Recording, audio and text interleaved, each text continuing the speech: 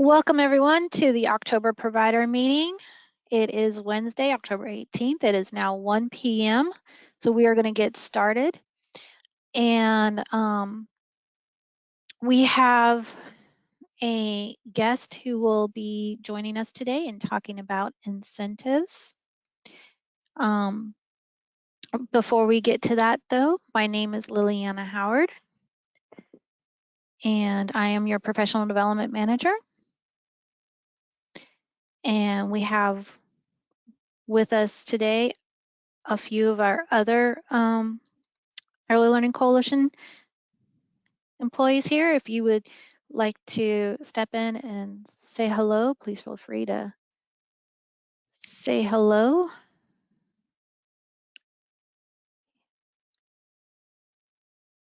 And okay, let me find Mary Elizabeth. Let me find you. Sorry about that. You should be unmuted now.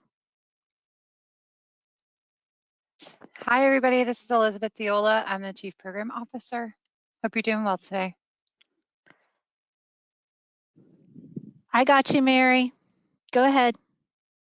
Hello, Mary Brewster, Provider Relations. Awesome. And let me see if we have any partner updates. Please raise your hand if you're a partner on a call and you have an update you would like to share. I'm looking. I don't see any partner updates at this time.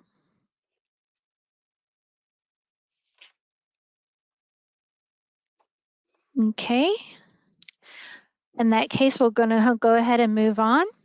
I am very excited to introduce you guys to Miss and Lori Fiot. I hope I'm saying that right.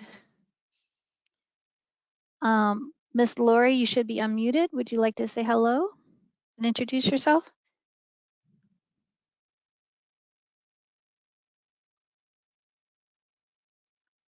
Hello, Miss Lori. Are you there?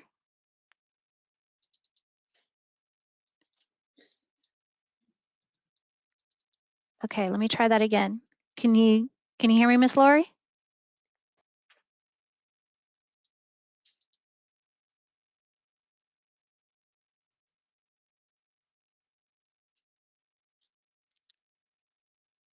All right, Miss Lori, please feel free to jump in at any time. As you guys can see, I'm sharing my screen. Marion County, whoop, whoop, we finally have the incentives program for our early childhood educators. It has arrived. Few fun facts about the incentives program is that it rewards you for your level of education. And it helps with turnover. You can see some of the percentages that are up here where it has an average annual award amount of $1,958 and children served is 47,646 and the turnover percentage has decreased by 8% through this program. And that's statewide. That's pretty huge. Are you there, Miss Lori? Hello? Oh, I'm just checking. I'm gonna unmute you just in case. Oh, you self-muted. Miss Lori, if you're there, please feel free to chip in. I promise you, you know a lot more about this than I do.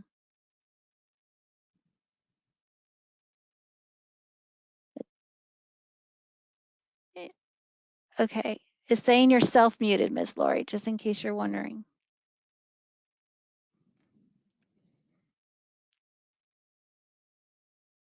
All right, let me just let you know who's eligible. Early childhood educators working a minimum of 6 months in a participating contracted provider. They must be employed at least 20 hours a week at a license or license exempt early learning program and earn less than $25 per hour. They must have a formal education beyond a high school diploma. And hello, you can't hear me, Miss Lori? All right. Hold on just 1 minute, guys. I think.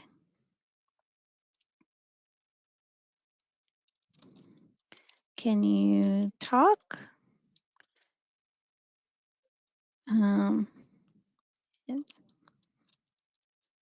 says muted.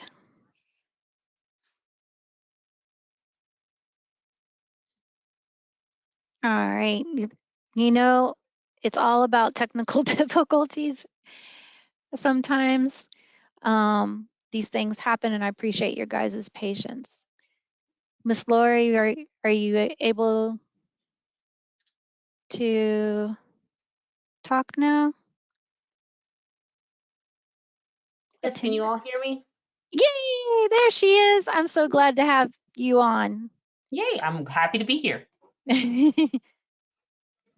Go ahead, Miss Lori. You're the expert. Okay, so hi everybody. My name is Laura. I've been working at Sorry. Oh, can you hear me? I apologize. I said your name wrong, Miss Laura. Sorry, go ahead. That's okay. It's Laura. It rhymes with for and door. That's what I tell people to try and get them to remember. But Okay. I know who you're talking to. That's fine. So yes, I've been working with the Children's Forum for about 3 years now, and I can give a brief overview of incentives. We are an education-based supplement program in which we reward early child care educators based on their education and as well as their time remaining at their center. All this is to decrease turnover rates, boost staff morale, and for the betterment of the students that are working at the center, the staff, and just overall for the participant. The minimum requirements you have to meet are you have to working at one of our participating counties, which now we have Marion, woohoo, super excited.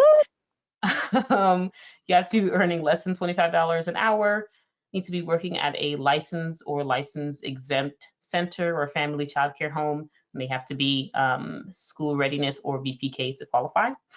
You have to have the minimum education for the program, which at the current moment is a national CDA or a Florida staff credential, or 12 college credit courses in early childhood education. And the last requirement is that you have to working at least 20 hours a week with children ages 0 to 5. To be able to apply, you have the website up here, perfect with this adorable little boy. He's so cute. You apply at incentives-fl.org. You create your personal account, and then you would have your center create a business account. Then you'd complete your application. Takes about 4 to 6 weeks for us to process applications. And once you're processed, you're confirmed. And that takes about a month and a half to 2 months after that time frame to begin to expect any kind of payment. I believe that's as quick of an overview as I can give. If you have any questions with the process, we have people available from 8 to 5. You can send us an email, and I can put my email in the, I think, see this question area here. I can put my email there as well as our general email. And we also have people who could speak in Spanish as well if there's any questions. We actually do have one question. Can you please repeat the requirements again? Sure. So minimum requirements, you have to be working in one of our participating counties. You have to be earning at least less than $25 an hour. Work at a licensed or license exempt center, and that license or license exempt center has to be either school readiness or VPK. And we also accept family child care homes. It just has to be those same requirements: license exempt, school readiness, or VPK. They have to be working a minimum of 20 hours a week with children ages 0 to 5. And they have to meet the minimum education requirements, which at the moment are a national CDA or 12 college credit courses in early childhood education, or a Florida staff credential. Thank you so much. I appreciate that. And Ms. Laura, we have one other question. Can the teacher apply for themselves, or does the director of the center have to make an account and put their staff in? So they would go ahead, the participant would go ahead and create their account and start their application process.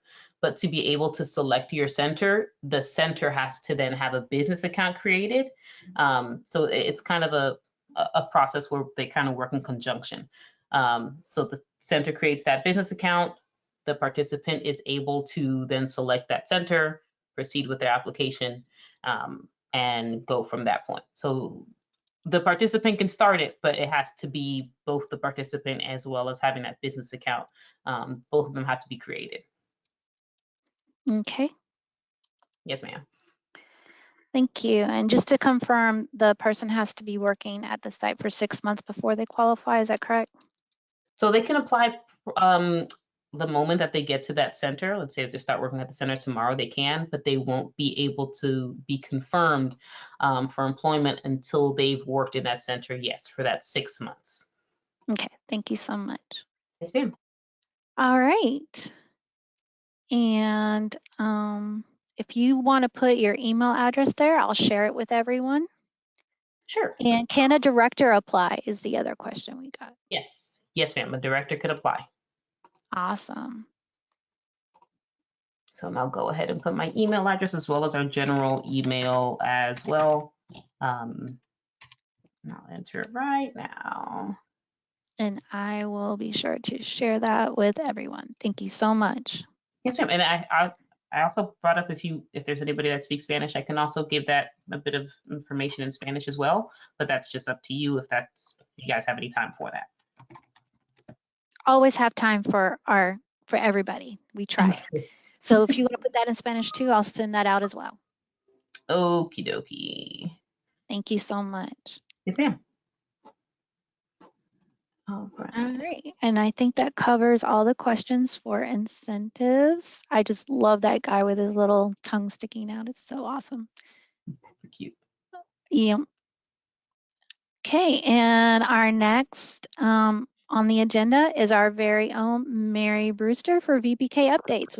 Go take it away, Miss Mary. Good afternoon, everyone, and thank you for joining us. I hope everyone is enjoying these cooler temperatures we're having. I'm filling in for Janet today, and the first thing on our list that we want to discuss is about the general progress monitorings and the FAST support resources. Providers, please make sure you are notifying parents of their child's progress monitoring results. This is to be given 7 days after the child has taken their test. In the attachments, you will see family resources for VPK FAST. I want to bring to note that marking non-participation statuses is available in the system. The 4 non-participation statuses are described as assessment inappropriate. This is for students that are blind, visually impaired, deaf, or hard of hearing. Medical exemption accommodations that can't be met with computer-based tests. The STAR Early Literacy Assessment may not be appropriate for all VPK students.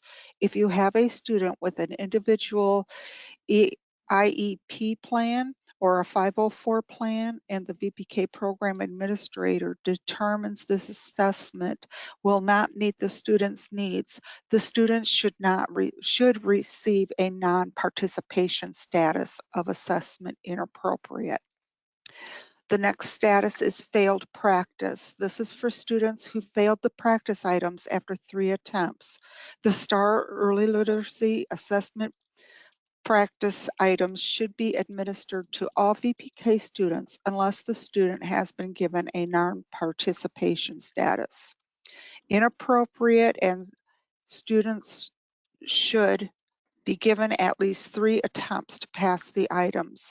If a student continues to fail the items, the student should receive a non-participation status of failed practice. The third status is not present during the testing window. This pertains to students absent during the entire progress monitoring period. Please provide the STAR early literacy dates to your VPK families to ensure the students are in attendance on testing days. And the last status is non-English speaker for students with a first language other than English who are unable to pass the practice items after 3 attempts. The STAR Early Literacy Assessment is only administered in English. All students with a first language other than English should be given the opportunity to complete the practice items. If they pass, they continue and complete the assessment. They should be given 2 additional attempts to pass the practice items. If the student fails the practice items, then the student should receive a non-participation status of non-English speaker. We have a few VPK changes that I want to make everyone aware of. Providers, please notify your ELC Provider Relation Department when you make a change to the VPK app. If you have to update your teachers, your classroom, or your calendar, please send an email to quality@elc-marion.org to notify us. We want to work with you to verify these changes and certify your app to avoid issues with submitting your attendance. Maintain in compliance with staff credentials and VPK class assessments. Please contact the following if you need assistance with your VPK app. Of course, it's Janet Honor at extension 238, myself, Mary Brewster, at extension 236, and Melissa Masonette at extension 223. VPK class reminders. Please note that VPK classrooms are not entered into QPS when it comes to observations. Providers that offer both school readiness and VPK might receive a 2-week window for VPK only and get their SR completed at a later time frame. VPK providers do not receive blackout dates. All VPK classrooms must be observed, even if the morning and afternoon classes has the same teacher. VPK providers will receive an email only for their 2-week window. We have for our school readiness updates, QPS registration updates, the SR class assessments. Providers, make sure you are listing every SR classroom individually into the QPS system. Provider Relations Department works with each SR provider to review the classrooms, care levels before scheduling a class assessment. When all rooms are not listed by the provider, ELC is unable to complete the assessment. Please note 50% of the school readiness program must be observed. All certified class observations must use the observation tool for the care level of the children in the classroom. And that is it for our provider relations update. Please let me know if you have any questions. And I'm checking. And so far, no questions. Great job, Mary. Thank you. Woohoo! You go, wise one. All right, so we're going to move on to professional development. Compliance corner. I was almost said is going to take a timeout today, but that's not, they're not in trouble. They're just not, they're going to catch up with us later. But related to Compliance Corner, there is going to be a health and safety training conducted by our very own Miss Michaela Powell, our compliance director. It's already on our website calendar for November 7th at 6:30 p.m. and she will be training y'all on the new health and safety standards that were put out and going over the handbook and all that information and answering questions. So I encourage everyone to sign up for it. It is virtual. And again, that's November 7th at 6:30 p.m. and you can register for it through our website calendar, elc-marion.org. And then just need to go over a few class observation expectations. As we are moving forward and going to do all these class observations and all these school readiness and VBK classrooms, just a few things to expect that when our class observers come out to visit you, keep in mind that we will need to be in the classroom, and we may introduce ourselves, but basically we're going to become furniture and quietly observe and write down what we see and what we hear. It's not about the curriculum. We're not looking at any of your paperwork or schedules or anything like that. We're there to measure teacher-student interactions. And it looks like we do have a question here.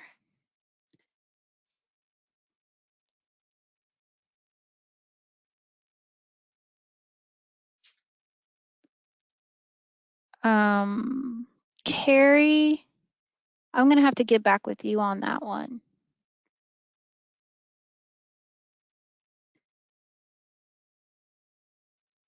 Okay. If you want to leave me your contact information, I will get back with you after the provider meeting. Please. Thank you. All right. So, but as I was saying, we are there to measure teacher-student interactions, and we're there to identify strengths and needs, and so that we can follow up and meet your needs and help you increase your strengths and build on those strengths to reach, so the program can reach its potential. And so that, because when the program can reach its potential, the children can reach their potential. So that's takes care of class observation expectations. Let me see if I have any other comments or questions. I don't see any. VBK Pop.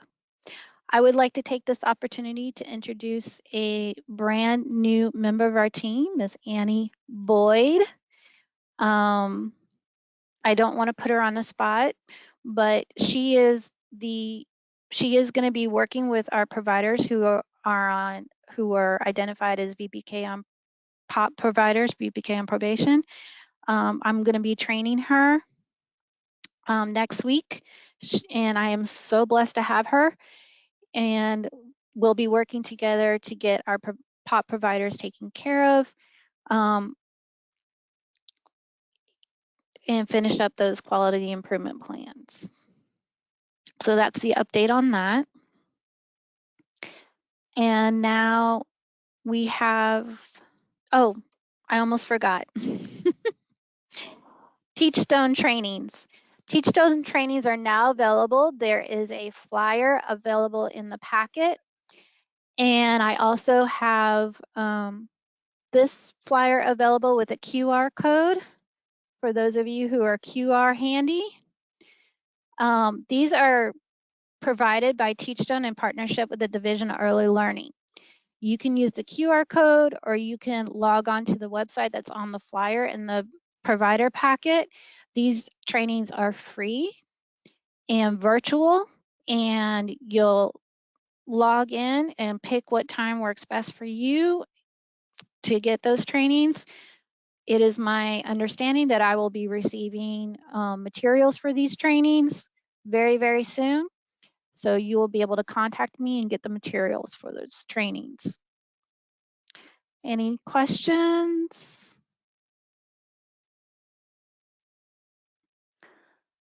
I don't see any questions. So Miss Elizabeth, I feel You like ready Randy for me? Savage on wrestling. Miss Elizabeth, Whoop, whoop. Here I am. there I am showing my age. Go ahead and take the floor. Thank you. Hi, everybody. I hope you're all doing well. This weather is amazing. I hope that you guys have gotten through this week, and this year has been pretty incredible and very fast moving. I can't believe we're already almost done with October. So I'm going to talk to you today about a couple things that I've kind of introduced and teased about on the last couple meetings. But the first one, I am going to see if, Lily, is there any way I can take over the screen? Or is there not a way on this? I can change presenter, make you presenter. That would be awesome if you could. Yeah, I can do that. So while she's trying and testing this out, I'm going to see, because I would like to show you a couple of things. We are going to talk about the curriculum grant opportunity. So this is additional funding that we have received that is tied to the, okay, I think I have it. Give me You just a got second, it? guys. I think so. What do you all see on your screen? Just I see provider meeting box? meeting. Yeah, the provider meeting box. Okay, let me see if I can, waiting to view staff screen. Okay, let me see what I can do. And I'm going to do my best to multitask and talk through this so that I don't take up any of our time. View. I don't think it'll let me show my screen. So let me see. I wonder. Nope. Okay. We will send all of this out in a follow-up email, hopefully this afternoon, if not by the end of the week. Lily, if you want to take it back, please do, so that they see something better than the provider meeting screen. I'm working on it. There you go. So we are going, thank you. So with the curriculum grant opportunity, some of you have reached out and asked what is out there to help us purchase new curricula. Well, your wish has been granted. We have received grant funding to allow you to purchase a curricula for each classroom at your site, as long as you are contracted with the Early Learning Coalition for either VPK or school readiness. Now, of course, you know there is a caveat. With grant funding, and there is some rules around eligibility, right? So one of the rules around this eligibility is that you do have to you do have to purchase one of the approved school readiness curricula. So right now we're working off of a list from 2022, and the list that's in there we will send out. You can also log into your provider portal and see what the approved curricula are, because they're listed under the curriculum section of your portal. So with that, you can choose one of those curricula. Now remember, if you change the curricula that you're using, we will have to do a contract amendment, okay? So there's going to be an application process and you will be reimbursed for the curriculum. So you do have to purchase it first. And if some of you remember how we did this, I think in 2021, I think was the last time that we did this. There you would apply for the curriculum and submit your receipts and everything all at the same notion. So with this, we do have a deadline that has to be expended by, I'm going to say December 5th at this point. Let me write that down so I don't forget myself. I'll put it in the chat as well. Thank you. Mm-hmm. So we are, okay. I need to pause for a second because I'm getting a call from my CEO. So Lily, could you possibly talk about Dolly Parton's I got you. Imagination Library? Thank you. You got it. All right. How many people know about Dolly Parton? Many coat of colors, wonderful singer, songwriter. She has done everything. If you don't know Dolly Parton, I wonder where you've been. Well, she also does the Imagination Library, and the Dolly Parton's Imagination Library goal is to get books into the hands of children. And it's a program that the coalition is going to be starting up and to promote literacy. Thank you. And I'm back. and get the books straight into the children's hands, even in their homes, I believe, right? Yes, yes. Dolly Yeah, Parton it's Imagination Library is amazing. mhm. Yeah. I wish I could see you guys right now because I would ask you to raise your hand and tell me who's heard of it and who has ever participated in it. We're getting a lot of momentum so far in the community when we're going out and talking about it. I've heard about it. I'm so excited. Yay! Awesome. And I just Yeah, wanted to double it's going to check, be really fun. curriculum due December 5th, you said? The curriculum applications need to be in and submitted by December 5th. So we're going to get them out today. We'll send the list out. It might not be till later today, just so that you know. So we have a couple, I want to make sure you have the list of approved curricula. There is an approval list for VPK and school readiness. Right now, the list is from 2022. So that's the most recent list. It has not been updated yet again. But the application and the list will come out to you. Again, this is a reimbursement grant for you. So basically, if you're purchasing a curricula for, let's say you're purchasing the infant version, you're purchasing the toddler version, and you're purchasing a pre-K version, we would need your receipt to show all three of those purchases. If you are switching curricula to something different than what is listed in your provider profile, then we will have to do a contract amendment once we receive that application back from you. Okay. If I can extend the due date, I will. But this does have to be, this is a pretty quick expenditure. There's another piece to this too. There's a current survey going on that's tied to, I want to say, nope, I'm going to get it wrong. Probably, well, I'm going to say it and I'm probably going to get it wrong. The Anita Zucker Center, there is some surveys that are going along with the implementation of your curricula. So they are trying to get feedback from providers about curriculum and your usage in your classroom. So that is only going on through November. So if you purchase your curricula after that, you probably won't receive the survey. So more to come. Let me pause and see if there's any questions about the curriculum. Okay. All right. Lily, thank you so much for jumping right in. Carrie says hi, everybody.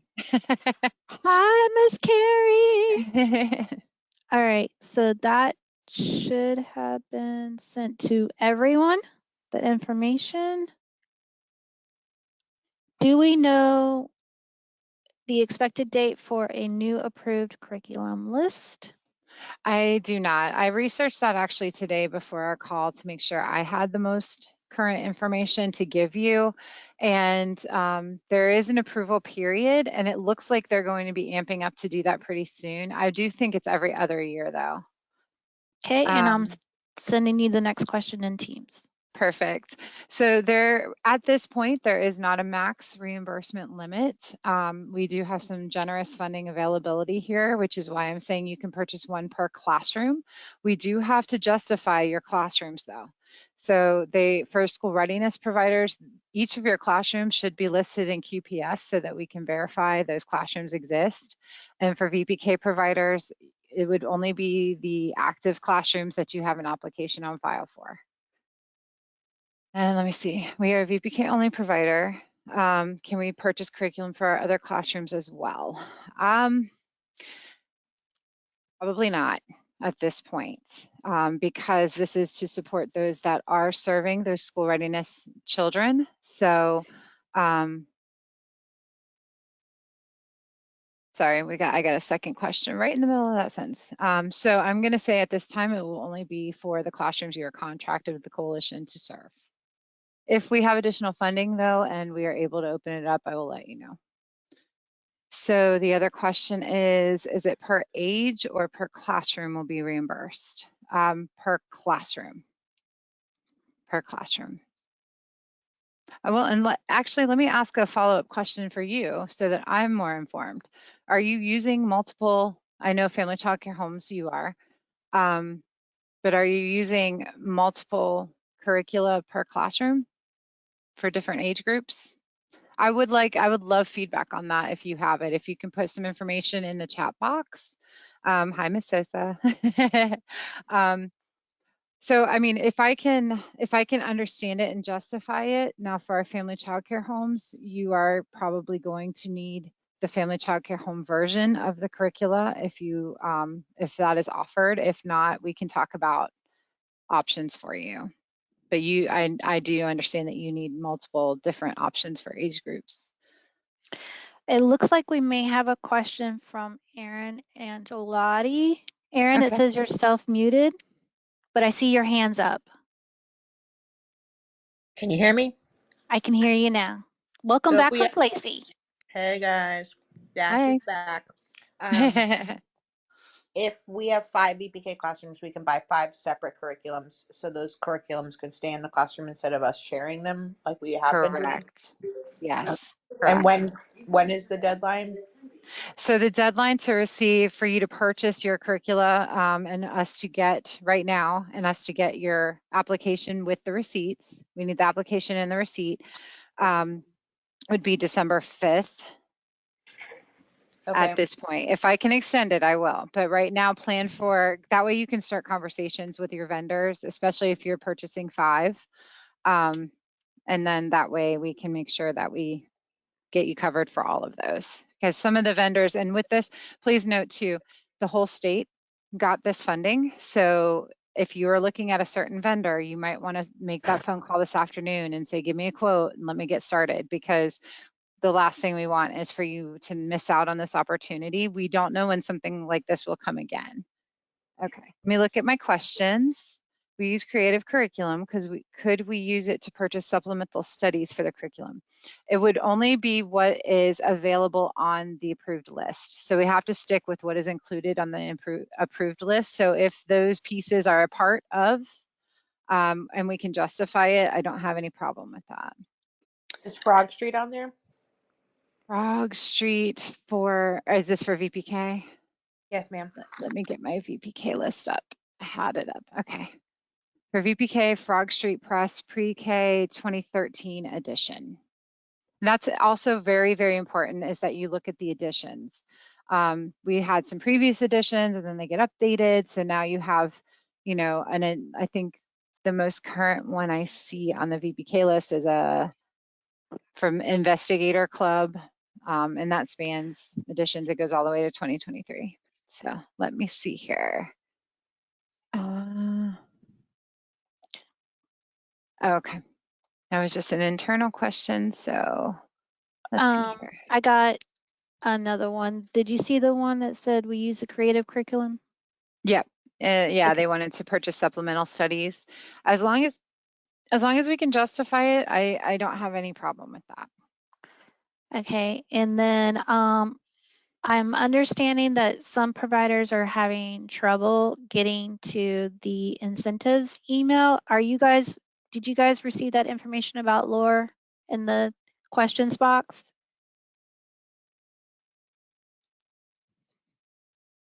If you haven't, don't worry. The information is going to be sent out in our provider newsletter. Okay. Yes. So just so you guys know that, I understand if you're concerned about that, the information will be out in the provider newsletter. Okay, so I am seeing that some people are able to get to the questions box and get the information. Okay, got it. I didn't hear if we talked about this during the incentives conversation.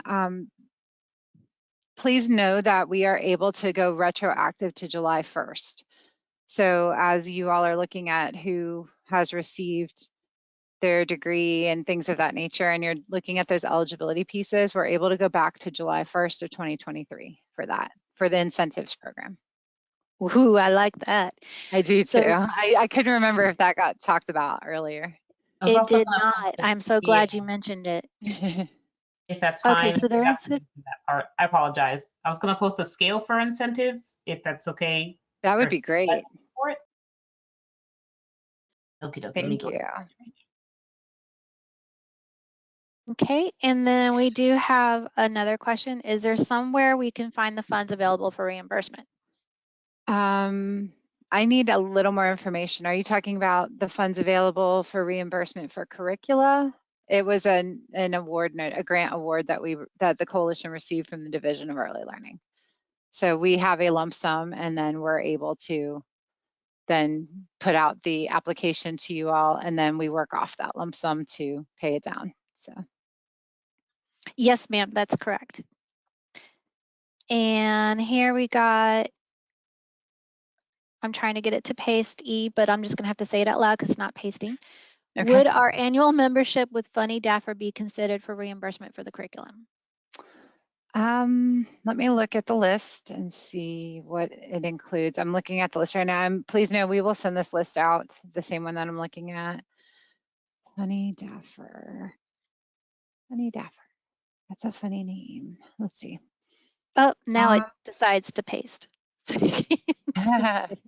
Our team's messaging is a little behind. I believe so. If you're, I see Funny Daffer, and it's the online version. Current year is what's covered. So if you haven't renewed for this year, then that would be you purchasing the curriculum. So Okay. I believe so. All right.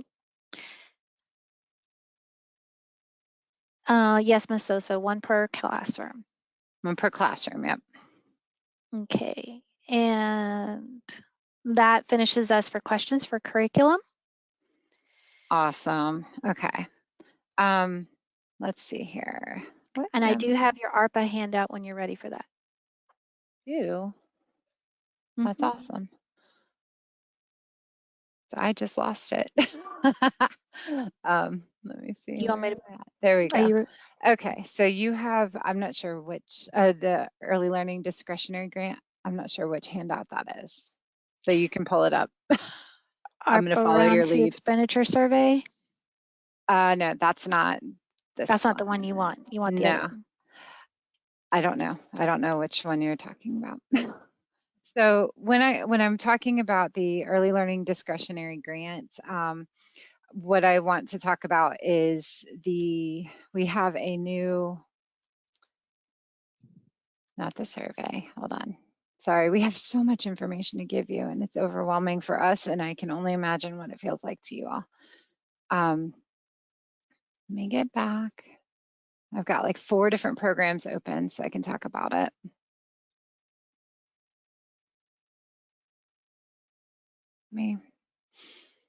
Okay. This one I don't believe you have, Lily, so not Okay. your problem, not your fault at all. No worries. You can't find it. It's my fault. So this is something that's just a general announcement. Those of you that are serving these children, we will be notifying. But basically, the coalition has received, I told you we received, I think the last call I talked about the $3.8 million grant. We're going to talk a little bit more about some of the other things that are coming this year in association with that grant in just a minute, but a different portion of the same ARPA discretionary grant. It's called the Early Learning Discretionary Grant.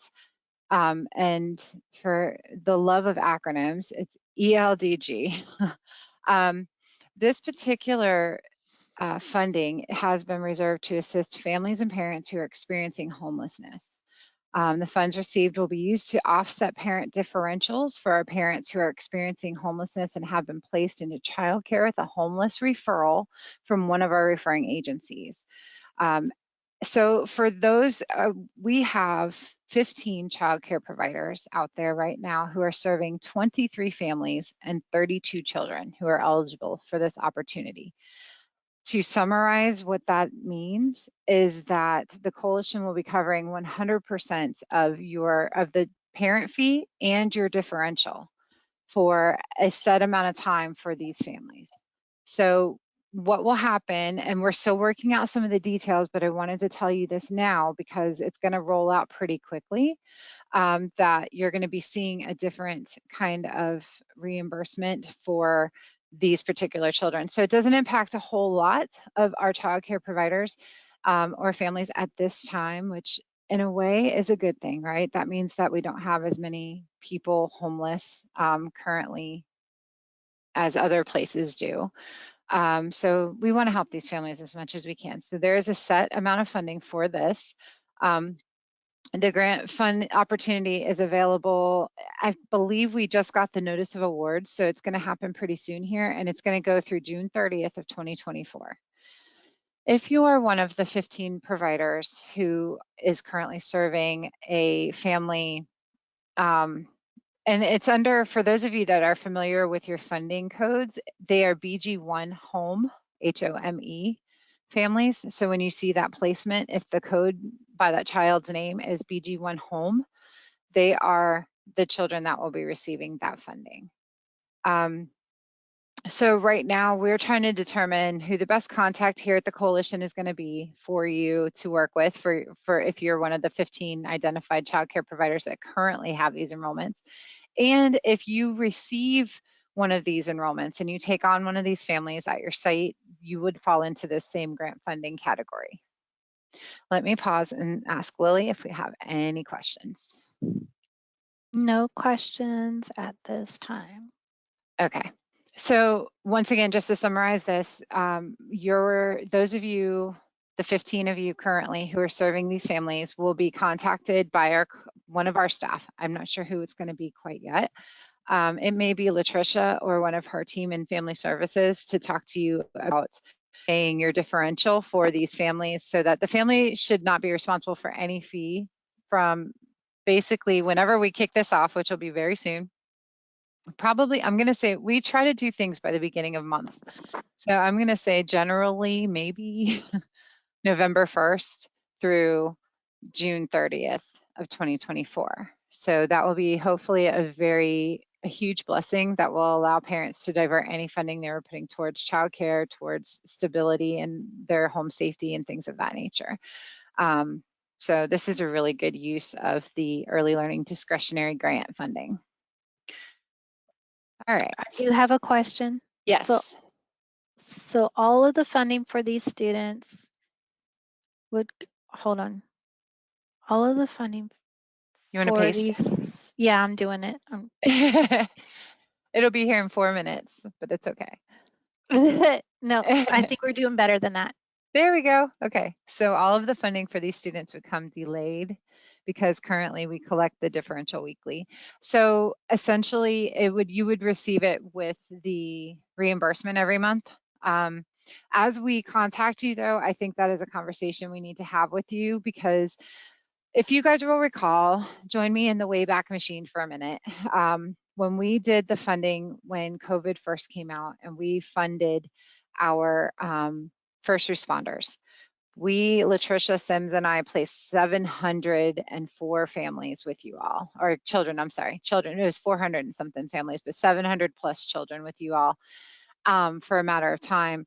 And one of the things, because we were paying their entire fee, including your differential, one of the things that we had to talk about was, well, we depend on those differentials on a weekly basis to uphold our business.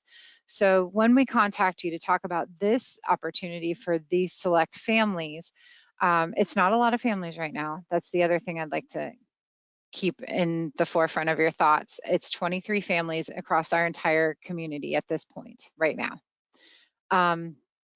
So it would be a reimbursement where you get the entire rate for that entire family, that child, those children, whoever's enrolled, with your school readiness reimbursement at the end of the month. Thank you so I'm much. sorry, in the next month. So yeah, but we can talk about it as we contact you individually. And that's the last question. Thank you. Awesome. Okay. The next thing on our agenda is the ARPA discretionary quality initiatives. So we talked about incentives. Woo woo. I am so excited for that. I really hope you are too. This is a way to really build our professionalism in early learning, and to retain those high quality teachers and to really recruit them into our field. I can't brag enough about incentives and the Children's Forum and how well they roll out this program in partnership with us at the coalition. Their team has just hit the ground running, and it's just amazing. So really excited. I hope you take advantage of this, because when we're able to roll out things like this, it's you providers participating and showing the need for this in our community is what helps us keep it going and find additional funders. So we're using our ARPA discretionary grant funds to kick off this program. And every year though, here pretty soon, I'm gonna say probably December, January, Elizabeth Diola, is going to be working with some of our other internal staff to find funding to keep this going every year. So this is a big deal. And I see Lily is popping up on the screen right now with our pathways the for scale. incentives. Yep, Yep, the bottom one is the one that we utilize. beautiful. And Do you can want to get, say anything about that? going to say, so I can give a quick spiel on this. So as you Yeah. see the minimum education requirements for level 1, the 12 college credit courses I was referring to, it has to be in early childhood education or child development, a national CDA or Florida staff credential. And the annual amount that you see is $450. That's generally divided into 2 payments within the year. And that's something that you would receive after you are confirmed. Levels 1 through 4, you can see that there's an asterisk next to those. Those are temporary levels, meaning that participants have to continue their education every 2 years. Let's say you're admitted into the program this year, 2023. We'll give you up until June 30th of 2025 to complete the minimum education requirement, which is 1 college course in early childhood education. Once you complete that, you get a bit of, essentially an extension in the program for another 2 years until you've reached one of our permanent levels, which are levels 5 through 8. And I mean, I believe Broward County we've had for quite some time. We've had people in the program since 2008 just receiving funds. Wow. So I'm like, don't quote me on the exact time frame, but we've had people in the program for quite some time. I know when I was working in childcare, I was in Tallahassee and Leon County, and I would have loved to have this program when I was there. Yes, that's amazing. And I'm not too far from you all, by the way. I'm hop skipping away from Marion County. I'm right down. I'm in Wildwood, right next Oh, to okay. 2 seconds away. So if you ever need me to come on out and physically present myself, Love it. immediately. But yes, so this is the main scale that we utilize. And like I said, it's a biannual payment from $450 to $5,000 annually, and you are able to utilize it however you'd like. So Awesome. yes, ma'am. Lily, is there any questions right now? Will a bachelor degree in elementary ed qualify for ECE number 3? So a This one. bachelor's degree, so that's that In highest. elementary ed. Yes, ma'am. That's that highest level. I will tell you to really focus more on the actual levels 1 through 8 versus that ECE 3, the career pathway portion. That's the main portion we focus on, the levels. So that bachelor's in elementary education would most likely, as an estimate, be at a level 4. And then we're specifically looking for early childhood or child development. You'd have to take specifically college credit courses in both of those to be able to get you higher up in that scale. So it's definitely doable if you have that degree already. They can take additional credit hours and specify the ECE or child development courses to level up. Yes, 1000%. We even take, if you have a foreign degree and you have an evaluation, it's been evaluated and translated, you can submit that as well, and that can get you on the scale as well. Lori, can I ask you, and also, am I saying your name right? I'm sorry. It's Lore. It's Lore. It rhymes with 4, it rhymes with door. It's beautiful. This is Elizabeth Diola, and I just want to say thank you so much for jumping on so quickly. Everything has been finalized this week, and you and your team have just been amazing. So thank you so much. I had a question and it just fell out of my head. Okay. Oh, foreign degrees. That's what it is. We do have a few, and actually it's becoming more and more prevalent as we're seeing people move into our area in Marion County. Yes. The influx has been wild. It has. It's been crazy. So just look at the roads. We thought State Road 200 was a death trap like a while ago. Now, just strap in, everybody. It's yep. But with the foreign obtained degrees, who can they send those to? Because I actually had that question to me, and I I referred up to some of our counterparts in Tallahassee with DCF for those translation services and things. Do you have a contact that you could possibly share with us for that? I actually have a link to the accredited institutions, and I can post that here Ooh, for the love it. places that we accept. I can actually post that right now if you give me a second to find it. Thank you. And participants can go through any of the ones that are there and utilize that for those evaluation and translation services. Thank you. Thank you. Thank you. Thank you, Ms. Lore. I'll be sure to share it. And there's no more questions. And we're about 5 Wonderful. minutes to 2. We're about 5 minutes to 2. Look at her keeping me in track. She knows me far too well. Okay, so I just want to talk a little bit about a few other things you can see coming up. So coming with the ARPA discretionary quality initiatives, we talked, Lily jumped in and told you about our Dolly Parton Imagination Library kickoff. We hope to partner with all of you to register children at your site to participate in Dolly. We call it DPIL, or you'll hear Dolly, but we're gonna definitely do some kickoff and do some promoting of that, because we want every child to build their own library from birth to 5. So they get their free book. It's developmentally appropriate. It is vetted through professional ECE professionals that know what they're doing. They know their stuff when it comes to early literacy. So some of the other things that we're doing, Lily had talked a bit about different Teachstone training opportunities that are coming up. This is a big one for some of you that didn't get to take advantage of it in the springtime. We're not kicking it off yet, so please don't ask when. Please don't ask the questions yet, but we will be moving forward and opening back up the world-class workforce, the workforce initiative grants with the paper applications that you did this spring for your teachers. We're going to be opening that back up. Not yet, but it's coming. So the reason I'm telling you that is because and the other thing that we're also going to be kicking back off is the world-class workforce piece. So if you were considering participating in the continuous quality improvement grant, which I know we had one provider who was upset and felt like she didn't know enough about it and that we didn't talk enough about the CQI grant, continuous quality improvement. That's for those of you that had a class score of 5 or above. That opportunity is coming back. So please stay tuned, and we are going to start discussing that more. And when we're able to open that opportunity back up, the trainings and things that your staff are taking, especially some of these intro to class and other things like that you see on this list that Lily has on the screen, some of those are definitely going to be able to count towards some of this grant funding. Other things that we are going to be kicking off, I don't know if you've heard of it, but it's called Lena Grow. We're going to be giving some more information about that. That is going to be an opportunity for those of you serving our infants and toddlers.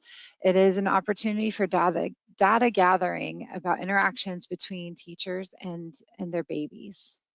Okay, more to come on that. And then other things that we're going to be kicking off too, and these are just teasers. I talked to you a bit about the classroom furniture grant. We are finalizing the application for that, and we will be sending that out. I'm going to say probably November, and you will have the opportunity to apply for a grant to replenish needed furniture and equipment in your classrooms. We're talking about quality pieces. So we're looking for, we're in the process of getting our vendor of who you'll be able to choose your furniture from.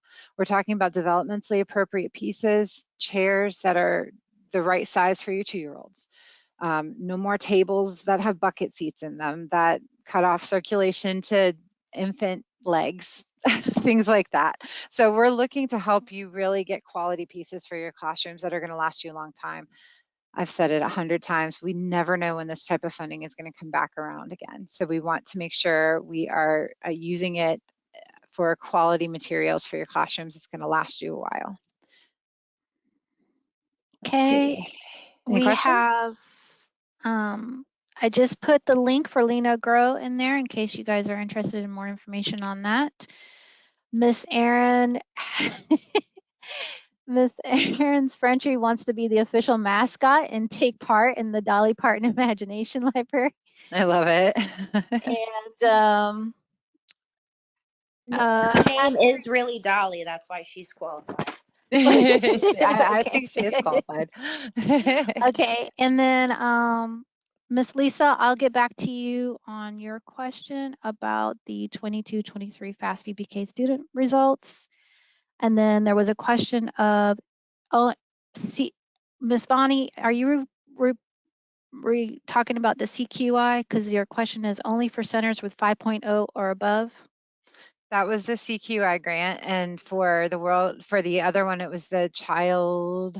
It's escaping me right now. There was a different one for providers that had under a 5.